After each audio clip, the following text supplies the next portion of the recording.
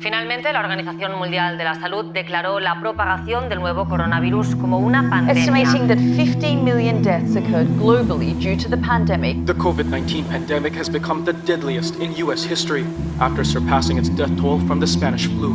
Vous avez vu des films catastrophes, vous avez lu des livres de fiction, et bien là, on est dans quelque chose que personne n'avait pu prévoir.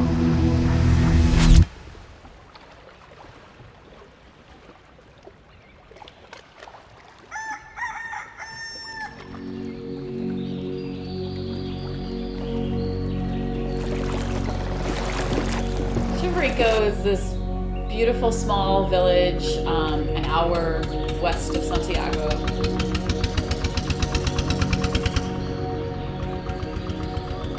And it's this lovely place that's real, authentic. The weather's amazing there in the wintertime. The water is turquoise, and the people are so incredibly warm. That's what makes it such a special place.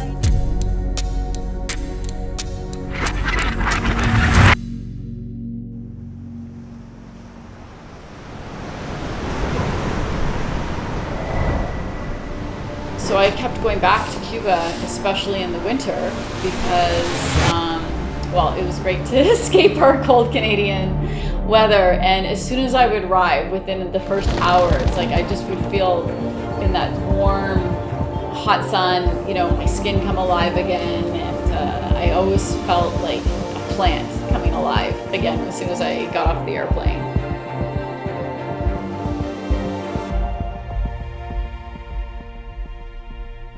The first time I went to Cuba was 2005, and I actually went twice, and it was on the second trip that I realized this place has all the ingredients of a perfect workshop location. And I was already teaching photography workshops back at home, but I'd never done a travel workshop. And so, we basically saw the potential to do that, and took the risk and did it. And I think what kept me doing workshops for so many years was how open people are there, and especially being open to having their photo taken. You know, I think it's far deeper than just having a photo taken. Is really being able to have a real taste of some culture and how people live and have that exchange. Tenemos que agradecer muchísimo porque el proyecto Fotocuba vino a revitalizar las artes plásticas en Guamá. ¿Por qué? Porque vino a suplir la carencia de recursos y materiales plásticos que nosotros teníamos. Esa serie de recursos que necesitan para trabajar con los niños, para que los adultos puedan trabajar, ha sido una ayuda increíble el proyecto Fotocuba. Quizás nosotros seamos en la provincia de Santiago de Cuba privilegiados en ese sentido, que no hemos tenido esa carencia de materiales y de recursos gracias a los amigos, a los estudiantes de Fotocuba, a los especialistas del taller. Y Fotocuba también ha creado espacios donde la música y la danza tienen un papel fundamental, porque trata de ver la cultura no solamente desde el punto de vista fotográfico, sino desde el punto de vista que genera un ambiente cultural, donde se trata de imbricar a todos los artistas de la comunidad, ya sea de danza, ya sea de teatro, con declamadores. O sea, damos actividades a la comunidad, donde la comunidad es partícipe y se ven todas estas manifestaciones. No se ha limitado solo al tema de la fotografía, sino que ha usado también la fotografía como un vínculo para unir estas manifestaciones culturales en diferentes espacios aquí en el territorio.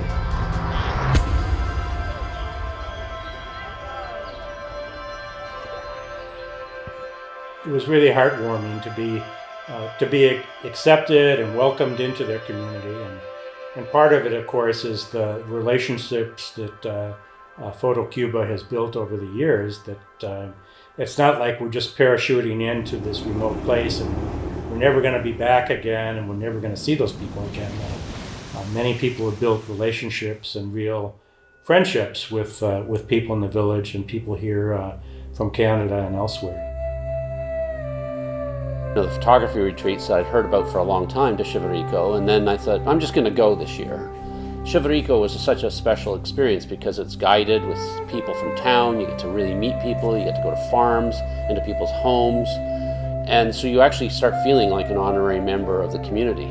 And so you start bonding with people, and we were there, an intense week, meeting lots and lots of people, and you became so familiar. So it was hard to leave.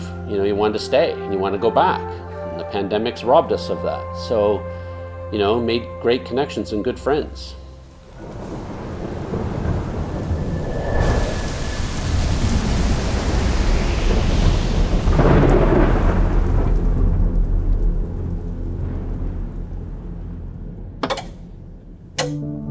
El coronavirus irrumpe en España con 7 enfermos The first case of confirmados the en 4 deadly comunidades Chinese autónomas en coronavirus una sola jornada y East con West. millares de personas en aislamiento. France a déjà contaminé 45 personnes. Le virus pourrait se According propager to à the l'étranger. CDC, the man in his 30s flew home to Seattle last Wednesday, infected but not yet.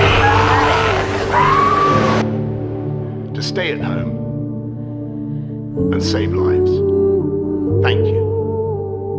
Immediately here in Cuba, there was the smell of chlorine everywhere because you would go into they were washing things down with chlorine, and which rapidly became the custom and still is right now, because at that time nobody really knew much about the virus, how it was transmitted. So my stepdaughter was ripping up old clothing and sewing to make face masks, and the people right away were adapting that measure within hours of the announcement, which amazed me. My sense of Canada at the time, because I was seeing newscasts where people lining up at Costco to buy out toilet paper. They have the same lineup issues here in Cuba, but for different reasons. But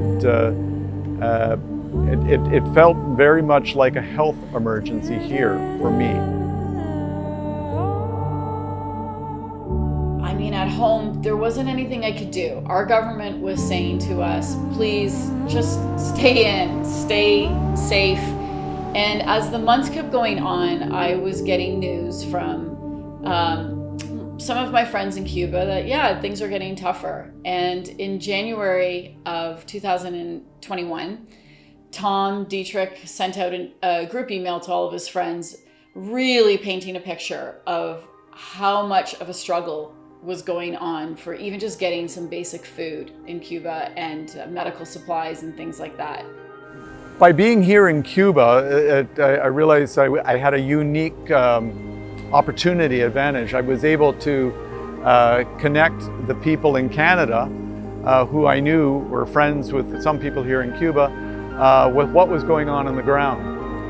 I was able to give them a window into COVID in another part of the world. On February 9th, I sent out the email request to friends, family, and most importantly, Photo Cuba alumni. And within 3 days, with all the responses, we had raised $6,180. So that put us into action right away. And I knew I was in over my head. I could not do this on my own. So we formed a committee of about 6 volunteers, and we called it the Friends of Chivirico Committee. I'm an English teacher. I work, with my community for more than 15 years, and I know almost everybody in this town. So they thought of me as the connection, with my neighbors, my friends.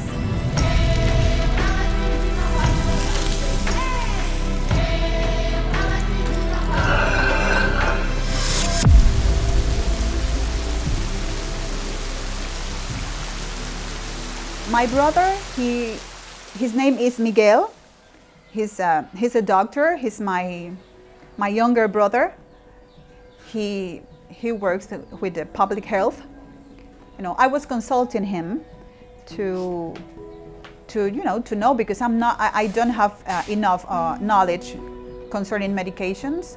So he told me which medications were really important in this moment. The logistics of setting the medicines to Cuba was daunting. First of all, I received a list of who wanted what medications. From there, I made a list of, were they over the counter or were they prescription? I took that list and I sent it to a Canadian pharmacist. He came back to me with, we can't send prescription medicines, and that was double checked with the shipping company. When we decided to put the package together, we want to think about what may be good for Cuba. Certainly for us, be somewhat guessing. So I decided to reach out to Trina, and then Trina in turn through the team reach out to a doctor in Cuba and kind of give a suggestion. So what ended up in the package is a lot of pain reliever like Tylenol and ibuprofen. There were stuff for stomach ailment, like for diarrhea or for antacids, for upset stomachs. Also, any kind of topical skin infection, so polysporin for antibiotics. I think as human being, regardless of geographical location, we're all very similar. We're all the same. Through this pandemic, it's very difficult in North America and in Guelph for us to go through challenges we face, yet we do have lots and lots of needs. However, you look at a country like Cuba, the people are so resilient. They got so many ways to getting through challenges. Wouldn't it be great for what we have that we can also be supporting them as well with their challenges? And so when Trina suggested that, can we help with this project, I both jumped in my team and say, we got to do this. Before we even set the drugs down, we sent down around 75 personal care kits. We had an assembly line in my garage one day. It was March, it was cold, the garage door was open. We were trying to socially distance and all wear masks.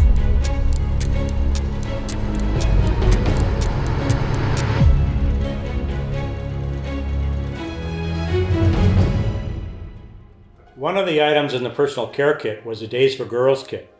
Days for Girls is a nonprofit charity headquartered in the US that's come up with a reusable menstrual supply kit they've distributed around the world. It's a sustainable item. It provides for basic hygiene and personal care for young women and older women alike. Particularly for young students, the lack of menstrual supplies can be a real obstacle to their education, their future adulthood, and when they miss school several days a month, they fall further behind, and it creates more and more pressure for them to drop out and give up their dreams. There were logistics in both countries, but having somebody on the ground here who also understood how the Canadians would operate or what their intentions were, I think was probably a good help. Here, the problems were immense because one of the measures that the Cuban government took to stop the spread of the virus was they shut down all transportation for the island. There was nothing going between provinces, no buses, no transport, fruits, vegetables, nothing. So and when there were no planes landing in Santiago, we knew that we had to actually transport between provinces. So that was one of the challenges that I was able to help with by knowing people who to ask and what do we do. And I'm not sure how it would have worked otherwise.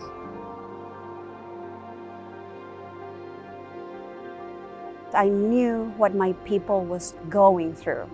I was living it myself. I could see my neighbors crying for painkillers, crying for antibiotics, and they were desperate.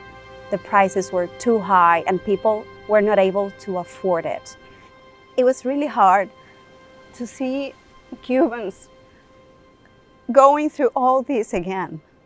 It was, for me, I lived the 1990s and I was a kid, but I was able to remember that I had no shoes, I had nothing. And then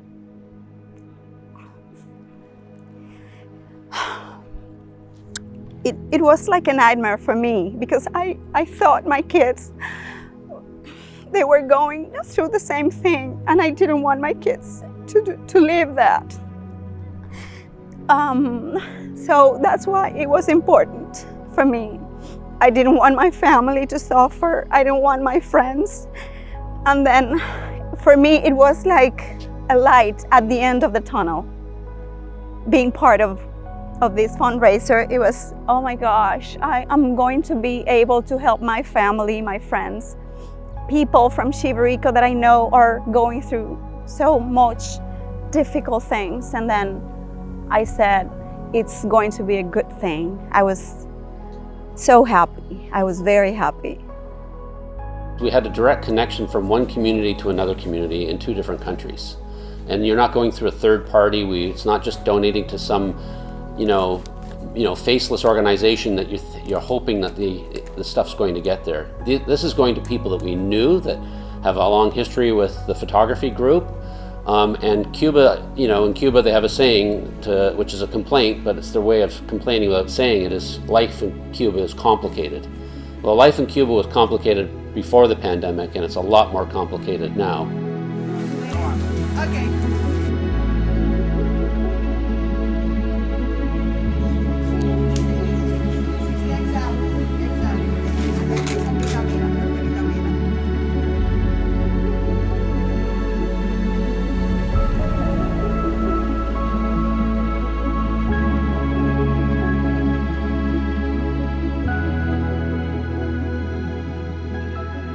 There's a special moment I remember from the donation. Odelsis, Tom and I were delivering the packages, the care packages to Chivirico neighbors. And there's this specific lady, she's a grandmother, and when we arrived at her house, she was so happy that she almost cried. And she said something that actually broke my heart, but at the same time gave me happiness. She said, "Oh my God, they still remember me." That was something for me, because this lady worked with Photo Cuba. She was part of Photo Cuba so many years ago. And she thought she had been forgotten, but she wasn't. And that phrase, her eyes almost crying, it was like, they still remember me. It was a special moment. It was a very special moment for me. Honestly, I was just in awe of how generous the people of the Photo Cuba alumni and friends and family that contributed to this project. And I really think it's a testament to the connection that the alumni must have made with the village of Chivirico.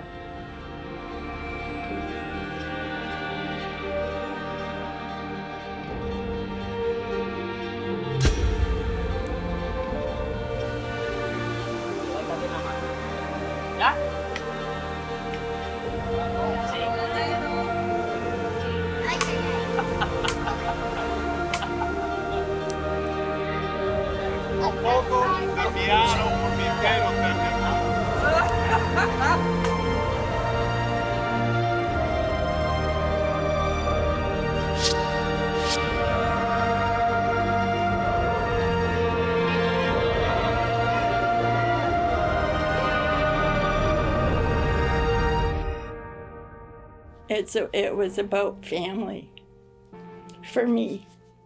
And when I was there, the first time I was there, I walked home after some event, and in the dry creek bed, I found this tiny stone, caught my eye, and I picked it up and I brought it home with me. And it reminds me of the people of Cuba and how they are as strong as a rock and always filled with love and kisses and hugs.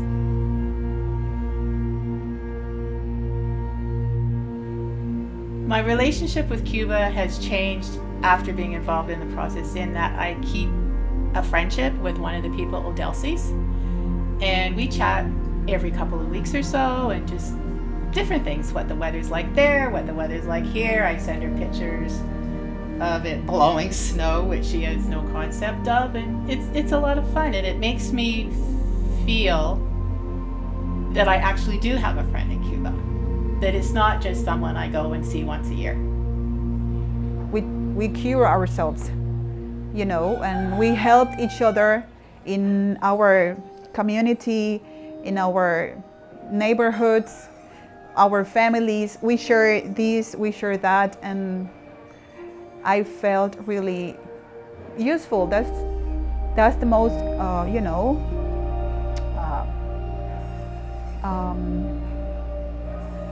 in all this time of COVID, for me, was the most important thing I did. I just want to say thank you.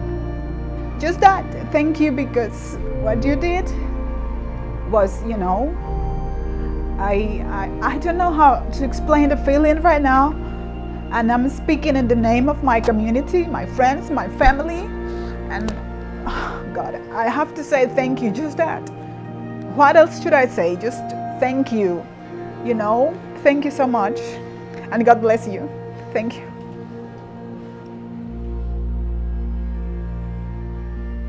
Helping in this way felt so much more than giving. It was giving back.